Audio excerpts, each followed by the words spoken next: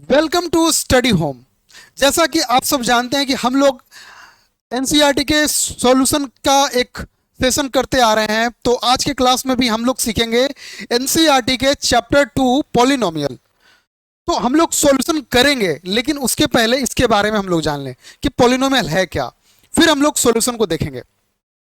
अब पॉलिनोमियल की बात करते हैं कि पॉलिनोमियल क्या है। तो पॉलिनोमियल कहते हैं जिस वेरिएबल पे पावर नॉन नेगेटिव इंटीजर हो, उस पॉलिनोमियल, उस एक्सप्रेशन को हम लोग कहते हैं पॉलिनोमियल।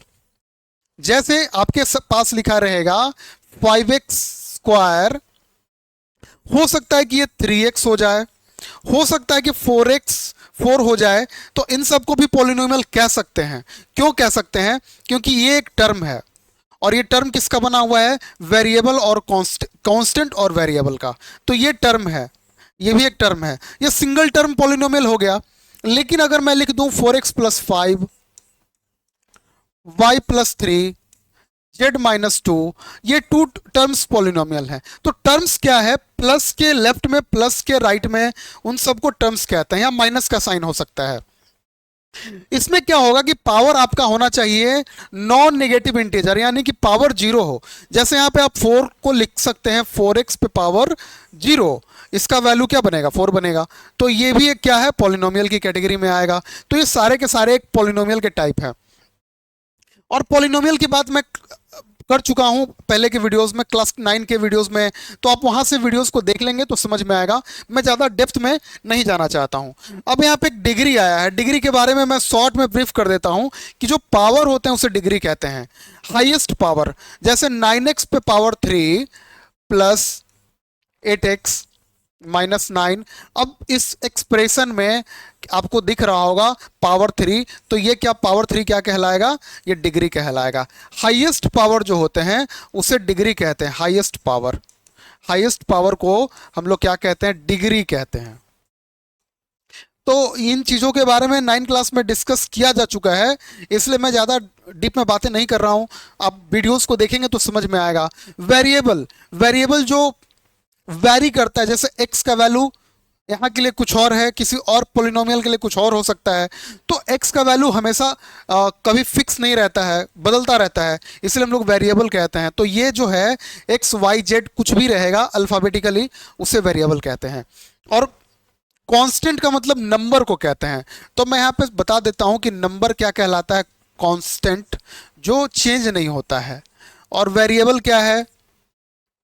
वेरिएबल अल्फ़ाबेट्स जो होते हैं, अल्फ़ाबेट्स वो क्या होते हैं? वेरिएबल होते हैं, वेरी करते रहते हैं, आप उनका यूज करते हैं क्योंकि आपको पता नहीं होता है कि उसका वैल्यू क्या होगा। कोफिशिएंट, अब कोफिशिएंट का भी इसमें यूज करना है। कोफिशिएंट हमें काम का है पॉलिनोमियल जब पढ़ते हो। तो जैसे 9x³ लिखा हुआ है, अगर मैं पूछूं, मैं इसको इरेज करके मैं फिर से चीज़ों को, जैसे लिखा हुआ है 9x³ प्लस 8x -9। अब मैं आपसे पूछूं कि कोफिशिएंट, कोफिशिएंट ऑफ x³, तो x³ का कोफिशिएंट क्या होगा? जो उस नंबर के साथ अटैच रहेगा उसे ही कहते हैं। जैसे x³ के साथ क्या अटैच है? 9, तो इसका कोफिशिएंट क्या बोलोगे? 9। अगर मैं पूछूं coefficient, coefficient of of x, तो x के साथ क्या अटैच है? 8 है।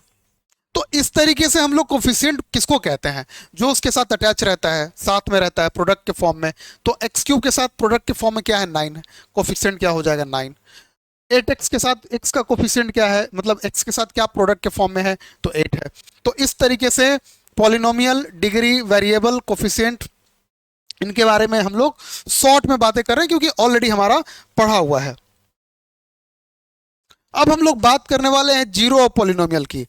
जीरो ऑफ पॉलिनोमियल हमारा ये काम का टॉपिक है, और आपने कहीं ना कहीं 9 क्लास में भी पढ़ा है, लेकिन हम लोग यहाँ डिस्कस करेंगे क्योंकि ये क्लास 10 में आपके चैप्टर में एनसीईआरटी के सॉल्यूशन में हम लोग देखने वाले हैं, इसको सॉल्व करके देखने वाले हैं। तो थोड़ा समझ लें कि जीरो ऑफ पॉलिनोमियल है क्या। अब जीरो ऑफ पॉलिनोमियल का मतलब कहता है कि जिस पॉलिनोमियल का वैल्यू जीरो के बराबर हो जाए, जिस पॉलिनोमियल का वैल्यू जीरो के बराबर हो जाए उसको हम लोग जीरो पॉलिनोमियल कहते हैं। Zeros of polynomial. यहां पे एक चीज इंपॉर्टेंट ये है कि जैसे लिखा हुआ है 5x + 7, यहां पे आपसे पूछेगा जीरोस ऑफ पॉलिनोमियल। अब मैं क्या बताया कि जिस पॉलिनोमियल का वैल्यू जीरो के बराबर हो और उसमें जो वेरिएबल है वो जीरो बनाने में हेल्प करे, तो उसे हम लोग कहते हैं जीरोस ऑफ पॉलिनोमियल। ध्यान देना, जिस पॉलिनोमियल का वैल्यू जीरो के बराबर हो और उसमें जो वेरिएबल है उसको पुट करने से जब पॉलिनोमियल का वैल्यू जीरो बन जाए, तो इसका मतलब कि वो क्या कहलाएगा, zeros of polynomial. Zeros of polynomial, उसको कहते हैं जीरोस ऑफ पॉलिनोमियल। जो उसको जीरो बना दे, उस पॉलिनोमियल के वैल्यू को जीरो बना दे, उसको जीरोस ऑफ पॉलिनोमियल कहते हैं। जब आप लीनियर इक्वेशन में देखते हो, लीनियर पॉलिनोमियल में देखते हो, इक्वेशन नहीं, लीनियर पॉलिनोमियल की मैं बात कर लेता हूं कि लीनियर पॉलिनोमियल में x का वैल्यू आपका एक ही बनता है, लेकिन जब क्वाड्रेटिक पॉलिनोमियल को सॉल्व करोगे तो x का दो वैल्यू बनेगा। उस केस में जीरो पॉलिनोमियल लीनियर पॉलिनोमियल में कितना हो जाएगा, 1। अगर ये रहेगा क्वाड्रेटिक पॉलिनोमियल, क्वाड्रेटिक, उसमें जीरो कितना बनेगा, 2। यानी दो वैसे नंबर होंगे जो पॉलिनोमियल के वैल्यू को जीरो बनाने में हेल्प करेंगे। मतलब दो में कोई एक आप पुट करोगे तो उसका वैल्यू जीरो बन सकता है, लेकिन लीनियर में एक ही बनेगा। जैसे इस केस में देखो, यहाँ पे x का वैल्यू कोई एक ही लोगे, कोई x का वैल्यू एक ही आएगा जो इसको जीरो बनाएगा। लेकिन मैं अगर यहाँ पे लिख दूं 9x² + 8, अब देखो यहाँ पे जीरो बनाने के लिए यहाँ पे दो दो वैल्यू आ सकता है, यहाँ पे दो दो वैल्यू आ सकता है इस केस में। तो हम लोग देखेंगे उस तरह से कि जीरो पॉलिनोमियल फाइंड करने के लिए क्वाड्रेटिक के क्या रूल होते हैं, और लीनियर का तो पॉलिनोमियल बताना आसान होता है। जैसे मैं अभी यहाँ पे लिखा था 5 + x। अब इस पॉलिनोमियल का वैल्यू जीरो के बराबर होना चाहिए, और इसमें जीरो पॉलिनोमियल की बात करो यानी कि x फाइंड करना है, तो x का वैल्यू क्या हो जाएगा, -5। तो ये क्या कहलाएगा, जीरोस ऑफ पॉलिनोमियल। इसे ही हम लोग कहते हैं जीरोस ऑफ पॉलिनोमियल, यानी कि जो पॉलिनोमियल है उसका जीरो हो जाएगा -5। इसका मतलब ये हुआ कि 5 में तुम 5 प्लस x के जगह -5 रखते हो और इसका वैल्यू क्या मिलता है तुमको, जीरो के बराबर। यानी कि ये जो तुम जिस नंबर को पुट किए हो वो जीरो बना रहा है, इसका मतलब कि वो जीरो ऑफ पॉलिनोमियल कहलाएगा। इस तरीके से हम लोग जीरो ऑफ पॉलिनोमियल को फाइंड करते हैं। अब समझते हैं आगे क्वेश्चन में, और चीजों को फिर वापस क्वेश्चन में आएंगे तो अच्छे से क्लियर होगा। अब जीरो पॉलिनोमियल की बात हुई है, और मैं अभी क्या बता रहा था कि लीनियर पॉलिनोमियल होता है। तो यहाँ पे हम लोग क्वाड्रेटिक पॉलिनोमियल की बात कर रहे हैं, क्योंकि लीनियर पॉलिनोमियल तो हम लोग क्लास 9 में पढ़ चुके हैं। क्वाड्रेटिक पॉलिनोमियल में जीरो को कैसे फाइंड करते हैं वो देखेंगे। अब ये एक्सप्रेशन है ax² + bx + c। अब मैं क्या करता हूं, इसके जगह पे एक नंबर का एग्जांपल लेता हूं। जैसे मैं यहां पे कर देता हूं 7x² 12x + 5। ये मैं एक पॉलिनोमियल लिया। अब इसका मुझे जीरो पॉलिनोमियल फाइंड करना है, मतलब इस पॉलिनोमियल का वैल्यू क्या बनेगा, जीरो के इक्वल बनेगा। अगर मुझे फाइंड करना है जीरो पॉलिनोमियल, तो इस पॉलिनोमियल का वैल्यू जीरो के बराबर होना चाहिए। लेकिन इसमें उस x का वैल्यू हमें जानना है कि उसको क्या पुट करें, उस x को जो इस पॉलिनोमियल को जीरो के बराबर लाए। यानी कि हमें जीरो पॉलिनोमियल फाइंड करना होगा। अब यहां पे होता है अल्फा प्लस बीटा, एक फॉर्मूला बनता है। ये कंक्लूजन हम देखेंगे कि ये कंक्लूजन कैसे बना है। हम इसमें क्या करेंगे, दो दो चीज को फाइंड करेंगे और उसको रिलेट करेंगे। पहले हम लोग इसके वैल्यू को फाइंड कर लेते हैं। फैक्टोराइज करोगे पहले, 7x² + 7x + 5x + 5 = 0। जैसा कि तुम लोग ऑलरेडी ये सब कर चुके हो, तो यहाँ पे 7x कॉमन हो जाएगा, x + 1, एंड यहाँ पे 5 कॉमन हो जाएगा और यहाँ पे आएगा x + 1 इक्वल में 0। अब x + 1 एंड 7x + 5 दो दो वैल्यू बन के आया 0 के बराबर। इट मीन्स कि x प्लस वन का वैल्यू भी जीरो के बराबर होगा, और यहाँ से x का वैल्यू निकल के आएगा -1, and 7x plus five equal to zero, और यहाँ से 7x का वैल्यू क्या बन के आएगा -5, एंड x इक्वल टू -5/7। अब देखो, मैं पहले बताया था कि क्वाड्रेटिक पॉलिनोमियल में जीरो बनाने के लिए दो दो वैल्यू होंगे, यानी x सिर्फ एक वैल्यू को नहीं बताएगा, x का दो वैल्यू होगा, जो दोनों में से तुम कोई भी वैल्यू पुट करते हो तो इस पॉलिनोमियल को जीरो बना देता है, यानी कि दोनों के दोनों क्या कहलाएंगे, जीरोज ऑफ पॉलिनोमियल। अच्छा, हम लोग इसको टेक्निकली दो वैल्यू को इसको करते हैं अल्फा के फॉर्म में, मतलब एक हमारा अल्फा बताते हैं और इसको बीटा बताते हैं, जीरोस को हम बताते हैं अल्फा और बीटा के फॉर्म में। तुम अपने तरीके से, कैसे हम लोग x का यूज करते हैं, y का यूज करते हैं, थोड़ी ना फर्क पड़ता है, हम x के जगह a ले लें, p ले लें, उससे कोई फर्क नहीं पड़ता है। उसी तरह अल्फा और बीटा जो है हम दो मान के चलते हैं, एक ट्रेडिशनली हम उसको फॉलो करते हैं अल्फा और बीटा साइन को, कि ये जीरोस के लिए हम लोग यूज कर रहे हैं, x का दो दो वैल्यू है, एक को अल्फा मान लिया और एक को बीटा मान लिया। अब देखो, यहां पे क्या होता है कि क्वेश्चन में पूछ देता है कि बताओ जो जीरो बनेगा उसका सम बताओ, तो सम कैसे निकालोगे, यानी कि अल्फा प्लस बीटा इक्वल तुम करोगे -1 plus -5/7, it means -1 -5/7 and -7 -5 -12/7, -12/7 alpha plus beta निकल गया। क्वेश्चन में आता है कि बताओ sum of zeros, sum of zeros का यहाँ पे क्वेश्चन बनता है, तो मैं यहाँ पे फाइंड कर लिया।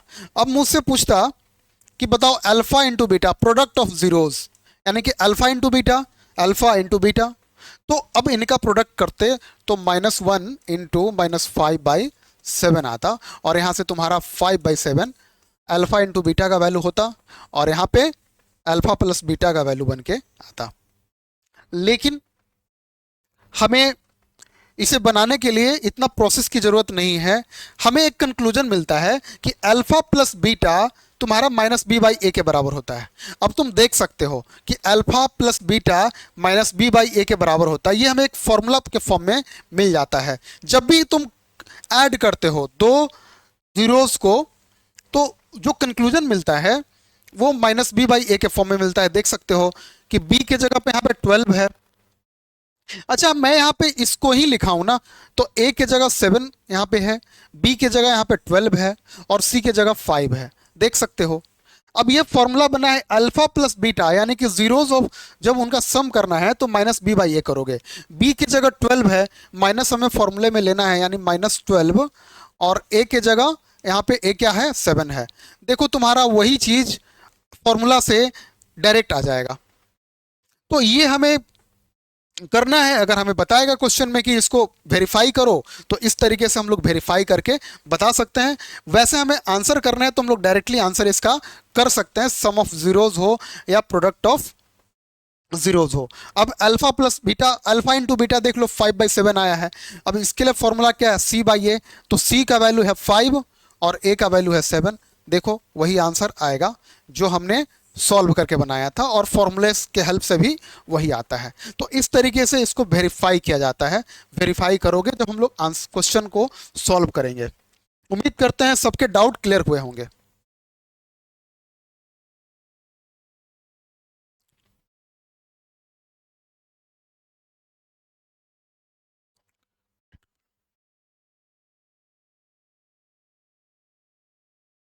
अब इसमें क्वेश्चन ये पूछता है कि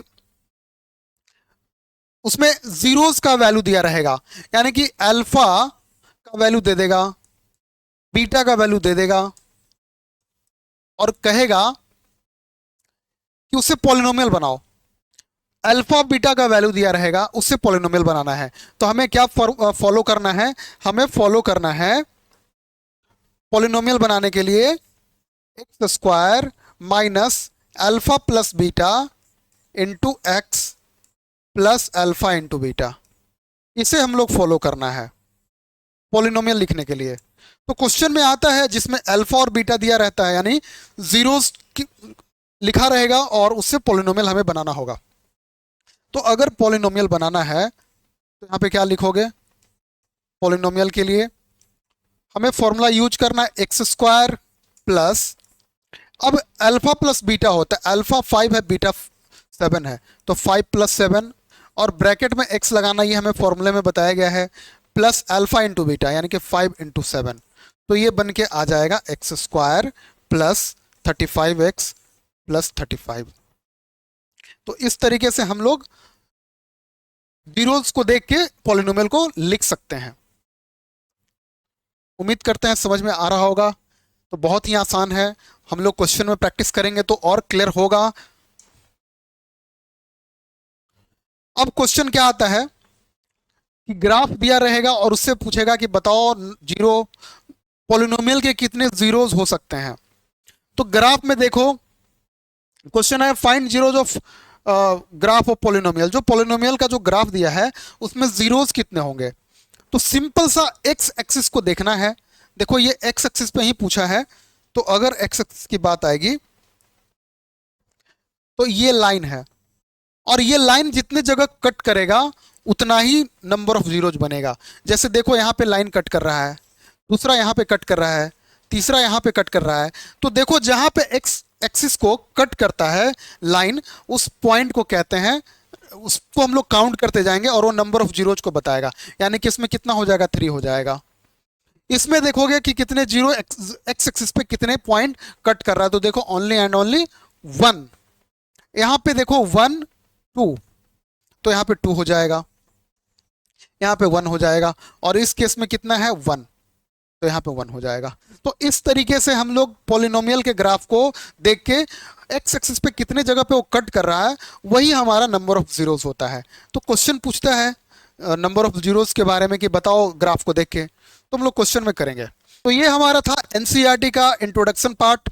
अब हम लोग देखेंगे अगले क्लास में इसके सॉल्यूशन को देखेंगे, जो कि एक्सरसाइज 2.1 होगा पॉलिनोमियल का।